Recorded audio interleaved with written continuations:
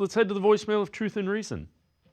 Hey, Dave, Frank from Cleveland. Watching the show about the quarterbacks. I'm with you. I don't see no one impressive in here for the top 3 pick.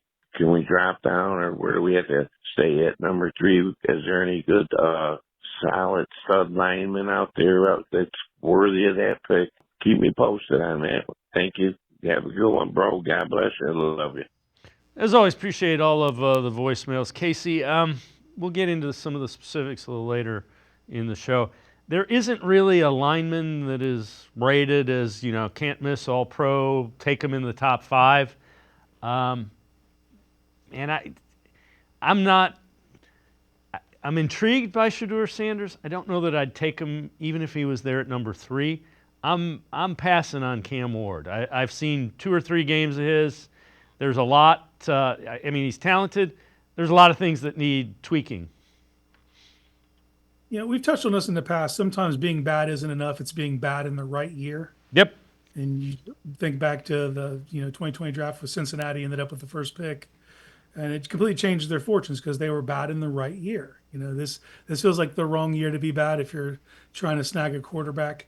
I look at the 2 top prospects. I look at Shedeur Sanders as a high floor, low ceiling type of guy, and if you're drafting a guy with that high of a pick, and you'd think the ceiling for him is a top 20 quarterback, that's hard to swallow, and Cam Ward is a little different for me because his ceiling is high. His ceiling is elite level high, but his floor it's scary. There's a lot of wow plays, but there's also a lot of WTF plays. And sometimes you think a player like that, maybe the organization thinks they could coach that out of him. But we're talking about a player who had 3 different systems.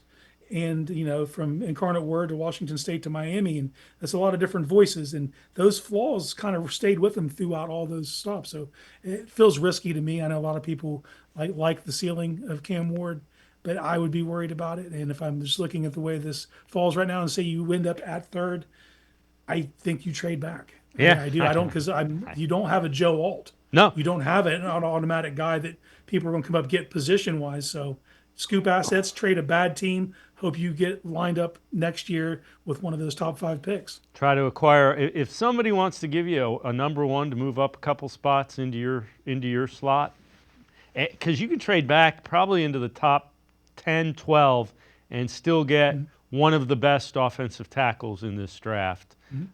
Or if you find somebody that can make an immediate impact for your team. That's what you need from that first-round pick. Has to be able to play. Has to be at home. You need a guy that's at an all-pro level in 2-3 years. Somebody that you can plug in and play.